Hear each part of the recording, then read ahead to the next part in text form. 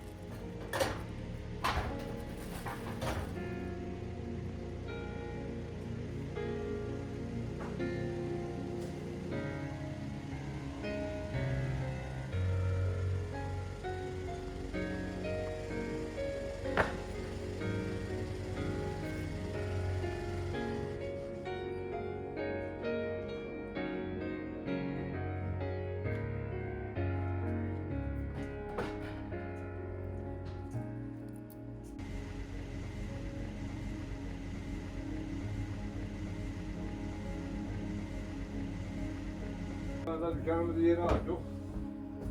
Allah nasip ederse şimdi işe başlayacağız yavaş yavaş.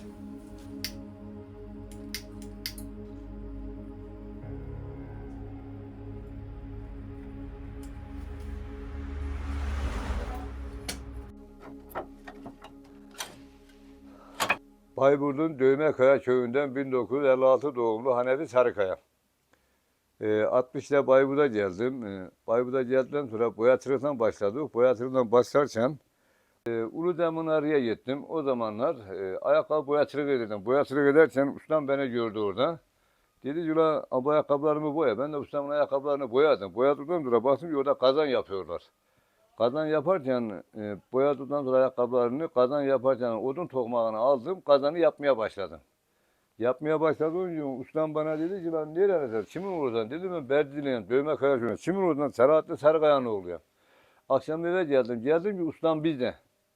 Babam birine çay içiyorlar.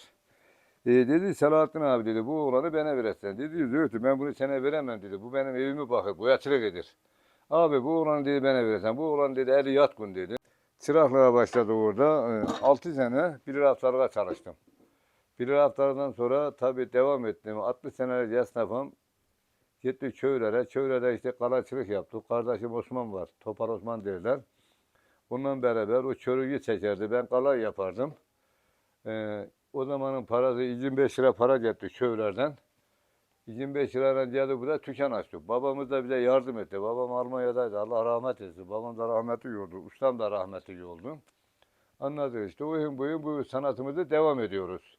Devam ettikten sonra tabii biz sanatın sevdasıyız yani. Para sevdası değiliz yani. Herkesin de işini yaparız. Herkese de yardımcı oluruz. Anladın? Biliyorsunuz yani bu sanat bile şey değil yani. Esnaf kalmadı. Eskiden 30 tane bakırcı vardı. Şimdi bakırcılardan da kimse kalmadı. 2-3 tane arkadaşımız kaldı. Arkadaşımızın biri de zaten bırakma üzere rahatsız olduğundan dolayı. Ben de zaten bırakacaktım rahatsız olduğundan dolayı. Fakat bırakmaya kaldığım gibi hasta oluyorum iyice. Çünkü niye? Görüyorum adam getiriyor. Ya amca bunu yapacaksın. Köyde bahçem var. Gittim köyde bahçede uğraşırken adam bakırları getiriyor ki abi bunlar İstanbul'dan getirdim. İlla yapacaksın. Hanım da diyor ki ya git bunları yap. Hiç adam İstanbul'dan gelmiş. Mecbur kalıyoruz yani. Boş bırakamıyoruz. Ben sanatı devam etmeye kaldım. Mecbur kaldım. Mecbur kaldığım için dün de kapatmak istemiyorum yani. Çünkü niye? O 10 sene bir haftalığa çalıştığıma karşı sanatı kapatmayı istemiyorum yani. Devam etmek istiyorum.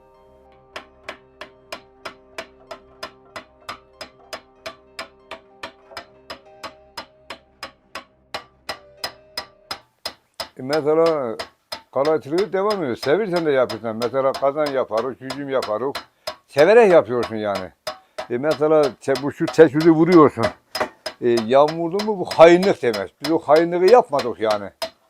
Severek yaptık yani.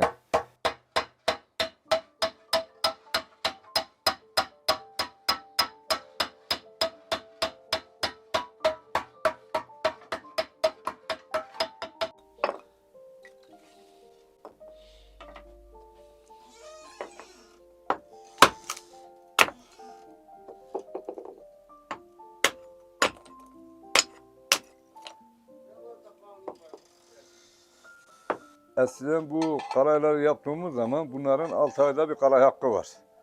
Bunlar çorba tası yani. Mesela ayran içerler bunlarla, anladın bilmem ne. Bu da eskiden bir evde 10 tane çocuk vardı. 10 tane çocukta mesela bunda ayranlı çorba, yavan çorba olurdu. Bunu sinin ortasına koyduğun zaman 10 tane çocuk bunun başını sarardı. Anamız, babamız. O zaman odun kaşıklar vardı. Hep odun kaşığıyla bu çorbayla doyarlar. Şimdi herkes çalışıyor, kimse doymuyor. Yani herkes çalışıyor, şimdi kimse doymuyor.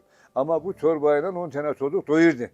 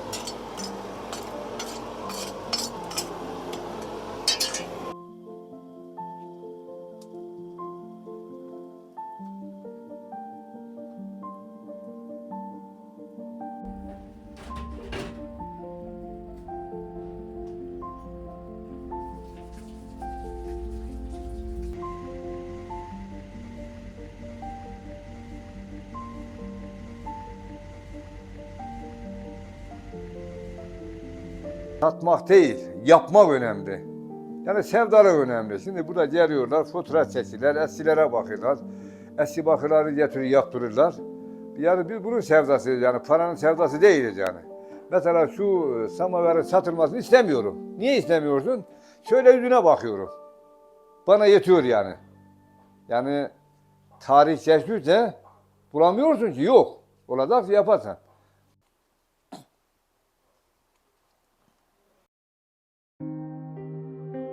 Yalnız ölene kadar ben bu sanatı devam edeceğim ha. Cenab-ı Allah nasip ederse ölüm uzak değil, ölüm hak. O zaman da bırakırız. Yani elden ayağa düşmez. Elimiz ayağımız tutuyor yani şu anda.